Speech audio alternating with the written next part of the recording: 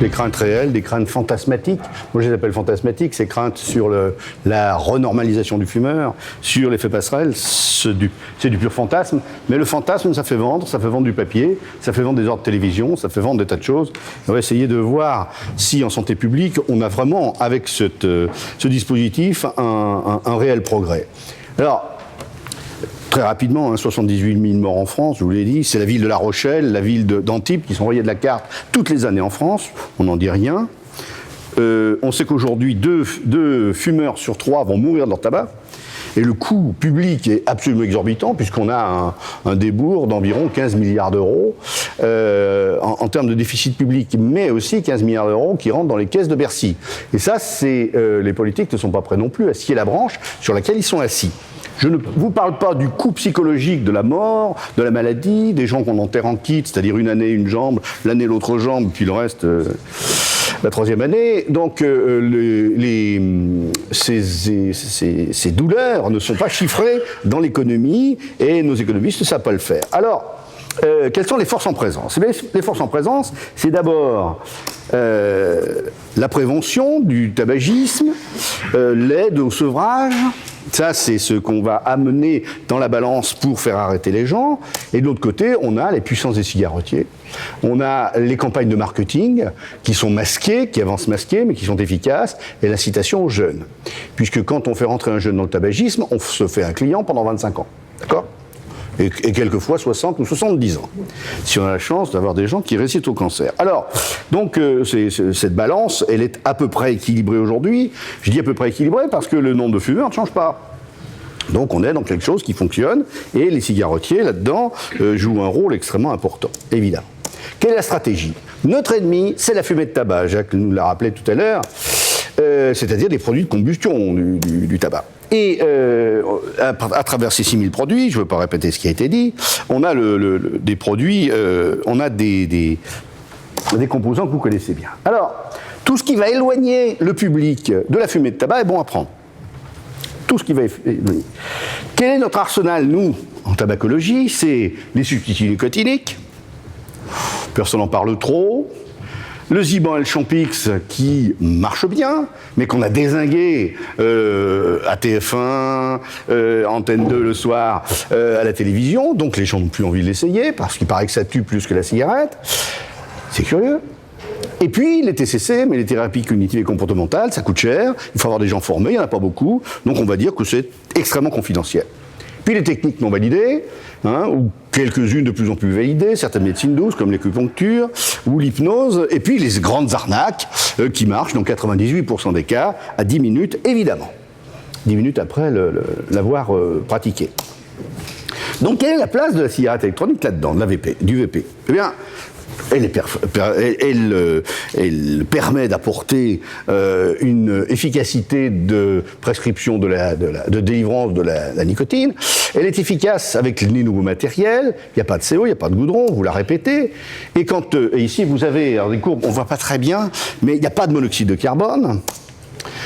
Les composés organiques volatiles sont extrêmement faibles, c'est la barre, le volume vert que vous voyez en dessous, le volume bleu au-dessus étant la cigarette tabac, donc on ne vous fait pas la différence. Et enfin, les nanoparticules qu'on accuse à juste titre d'un certain nombre d'inconvénients, on voit que, enfin on ne voit pas puisque la quantité de nanoparticules est à peu près alignée sur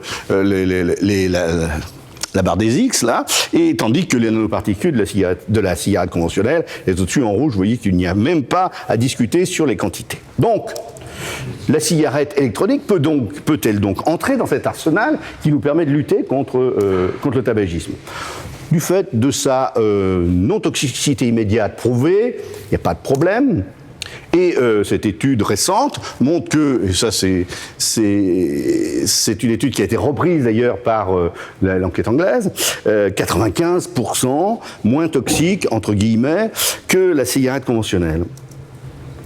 Et sa capacité à apporter de la nicotine, on l'a montré. En bleu, vous avez les anciens dispositifs, c'est-à-dire les cigarettes like, et puis au-dessus, les nouveaux dispositifs qui permettent enfin d'obtenir des quantités de nicotine efficaces pour s'arrêter. Et Donc à la question, est-ce que le VP peut rentrer dans cet arsenal? Je réponds oui. Alors j'y réponds à titre personnel. Ici, je parle à titre personnel. Je représente personne d'autre. Cette notion d'arsenal enrichi, pour nous, est très importante, parce que vous admettrez avec moi que, juste ici, nos capacités sont extrêmement réduites, bien sûr.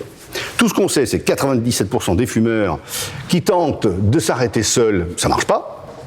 20 à 30% de ceux qui se font aider par les méthodes traditionnelles y arrivent, 20 à 30%, c'est pas beaucoup, vous allez me dire. Mais là, on a affaire à un comportement, à une dépendance. On ne soigne pas une angine ou une bronchite. D'accord. Et puis, parmi ceux qui tentent la cigarette électronique, bien, certains s'y refusent. On passe à peu près 30%, mais là, il faut que les vendeurs nous aident à travailler cette population. 30% à peu près ne veulent pas l'utiliser, ne se sentent pas en capacité de l'utiliser, etc. Donc il faut explorer cette population. C'est un problème. Certains reprennent le tabac après. Pourquoi? Il faut analyser ces échecs, c'est important.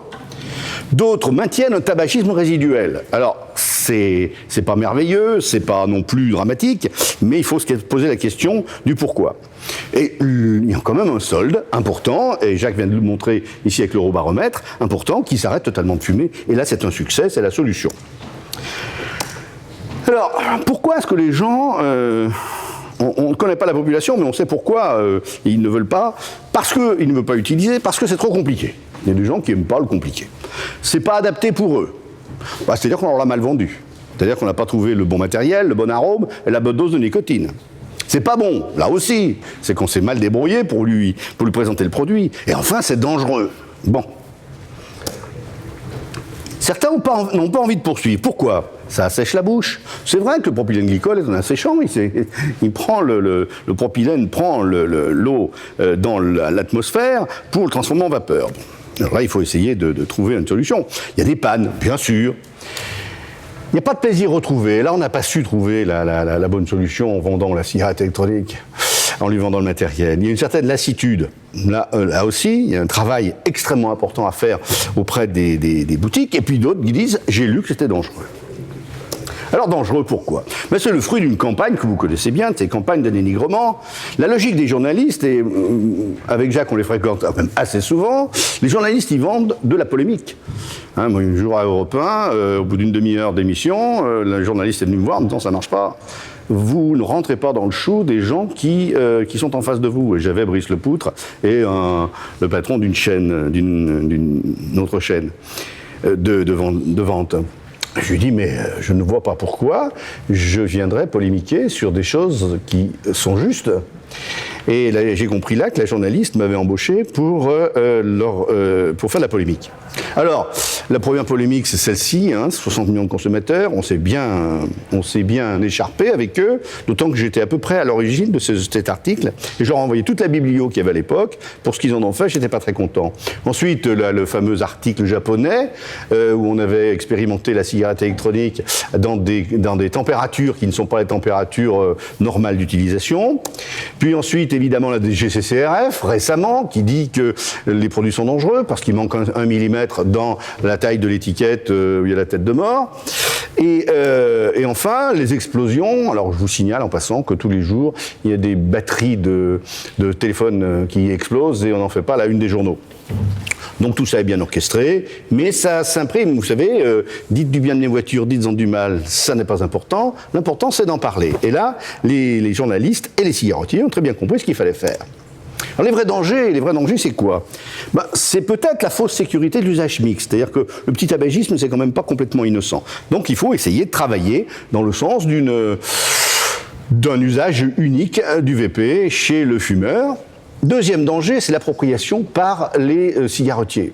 Parce qu'eux sont capables de coller dans le e-liquide des produits addictifs qui changeront un petit peu le problème. Donc il est tout à fait important qu'on commence à ériger des barrières réglementaires pour éviter cette appropriation et cette captation par l'industrie du tabac.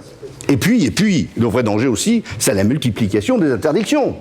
Parce qu'on va assimiler le vapoteur au fumeur, les gens vont être obligés de redescendre dans la rue pour vapoter avec les copains fumeurs, et donc on aura rapidement des populations qui vont se interpénétrer et des vapoteurs qui redeviennent fumeurs. Donc cette multiplication des interdictions, c'est un vrai danger. Quels sont les résultats de tout ça? Eh bien, il y a une forte majorité de fumeurs aujourd'hui, qui ne veulent pas passer au VP parce qu'ils disent que c'est dangereux. 65% d'entre eux. Ça, c'est absolument dramatique. Donc, on a beaucoup de travail à faire là-dessus. D'accord? Donc, s'ils considèrent que c'est dangereux, ils ne quittent pas le tabac. Soit ils reviennent au tabac. Ensuite, ils discréditent la méthode, ce qui est pire, et ils influencent les décisions réglementaires. Et tout ça aidé par certains professionnels, voire des acteurs de santé, qui ne disent pas non à cette affaire. Et 78 000 morts, ça sera bientôt beaucoup plus, surtout du fait que les femmes commencent à mourir autant que les hommes. C'est peut-être ça la vraie parité, c'est pas terrible. Alors, où est le progrès? Alors, Dotzenberg nous a dit, mais c'est pas lui qui l'a inventé, nous a dit l'autre jour, la e-cigarette, c'est pas un problème, c'est une solution. C'est vrai? Alors pourquoi est-ce qu'on vapote aujourd'hui, vaincre la dépendance 75%, faire des économies 71%? Et là, je crois qu'il y a des choses à faire et je sais que vous êtes en train de les monter. La santé, le respect des autres, tout à fait important, le goût et la liberté d'usage. Toutes ces raisons sont de bonnes raisons. Et les avantages de la vape sont bien entendu garder le plaisir. S'arrêter de fumer en gardant un plaisir, c'est le Graal du fumeur il y a 20 ans, hein, il y a 10 ans même. Bon, assumer les différentes composantes. Vous savez que dans la dépendance au tabac, il y a une dépendance gestuelle, comportementale, il y a une dépendance psychologique, il y a une dépendance chimique. Et ces trois composantes sont complètement assumées avec ce dispositif. Et faire des économies, ça c'est aujourd'hui un point tellement crucial que même les assistantes sociales n'en parlent pas. Alors vous voulez voir. Donc où est vraiment ce progrès? Eh bien le progrès, il serait dans la réglementation et la sécurisation de fabrication. Ça, c'est en bonne voie, ça fonctionne, ça va aller. Les normes AFNOR qui viennent de sortir sont déjà un progrès, c'est pas encore complètement verrouillé, puis les normes AFNOR, elles ne sont pas opposables, elles sont simplement des conseils. Restez vigilants sur les conditions d'usage. En effet, les bidouillages qui augmentent la température de manière un petit peu olé olé, c'est pas tout à fait non plus tout à fait sécurisant, mais il faut rester dans une dynamique d'arrêt complet du tabac, ça c'est tout à fait important, et former les vendeurs aux bonnes pratiques. Et je crois que c'est absolument central, fondamental. Quand on aura des vendeurs, des gens en boutique, qui connaîtront la tabacologie, qui sauront comment ça fonctionne, et qui sauront comment bien conseiller leurs patients, vous voyez, leurs clients, je parle déjà de patients, mais on aura là atteint un niveau de progrès absolument considérable. L'exemple britannique est tout à fait éclairant. Hein. On a un nombre de fumeurs dans le Royaume-Uni qui diminue. On a un nombre de jeunes fumeurs qui diminue de manière assez spectaculaire. On s'aperçoit que l'augmentation des non-fumeurs la diminution des fumeurs est parallèle, enfin est concomitante à l'augmentation de la vape. Et enfin, en Angleterre, la vape est le premier produit utilisé pour s'arrêter de fumer. On pourrait faire aujourd'hui cette courbe en France, on l'aurait. Donc c'est là un réel progrès. Mais rappelons-nous que notre ennemi, c'est la fumée de tabac. Que tout ce qui va donc éloigner le produit du sujet est un élément extrêmement crucial dans cette lutte, avec une conservation du plaisir, une diminution des prix, une innocuité que j'ai mis relative parce que dans 25 ans on verra, mais dans 25 ans je sais que les fumeurs d'aujourd'hui seront déjà morts. Donc il ne faut pas non plus oublier ça. La e-cigarette est 95% moins toxique, c'est-à-dire qu'on contient 95% de moins de toxiques que la cigarette tabac. Ça ne s'invente pas.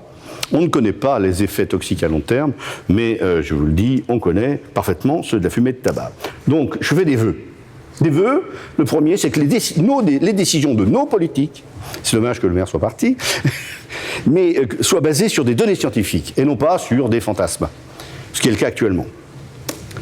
Que le monde des acteurs de santé se positionne enfin et notamment en France, sur ce dispositif, selon les mêmes critères scientifiques. que la vigilance soit de règle quant à l'appropriation des cigarettiers par ce technique, et qu'on assiste enfin, en France, à la mise en œuvre de toutes les techniques de prévention et d'aide à l'arrêt du tabac, pour enfin aussi obtenir une courbe décroissante comme celle qu'on constate dans d'autres pays comme, le Royaume-Uni. Tout ça, ça ne vient pas tout seul, ça demande des efforts, ça demande de chanter un certain nombre d'effets, de gros intérêts des compagnies cigarettières, et l'affaire n'est pas gagnée, mais on a certainement des stratégies à mettre en œuvre, et les journées comme celle d'aujourd'hui, je pense, en font partie. Donc en conclusion, je ne vais pas dépasser, ça va Pierre ? En conclusion, il semble bien, en effet, c'est ma conviction, que l'arsenal pour s'arrêter de fumer ait été enrichi avec le VP. Que les usages, son usage, soient pris en compte comme un progrès par le monde politique, par le monde scientifique, et que la population la plus grande ait accès à ce dispositif. Nous, en tabacologie, on voit 20% de la population de fumeurs. Les 80% à côté, on ne les connaît pas. Or, ce sont ceux-là qui commencent à vaper. Donc, c'est la première fois qu'on s'adresse à une population qui ne vient pas nous voir en consultation. Donc il faudra du temps, il faudra des études. Vous savez, une vraie étude, ça coûte 500 000 à 800 000 euros. Une vraie étude comme celle qu'on aimerait voir sortir. Donc il faut garder la vigilance, parce que le vaporisateur personnel est un produit actif, efficace, il sera donc attaqué. Attaqué par les cigarettiers, j'espère pas par le monde médical.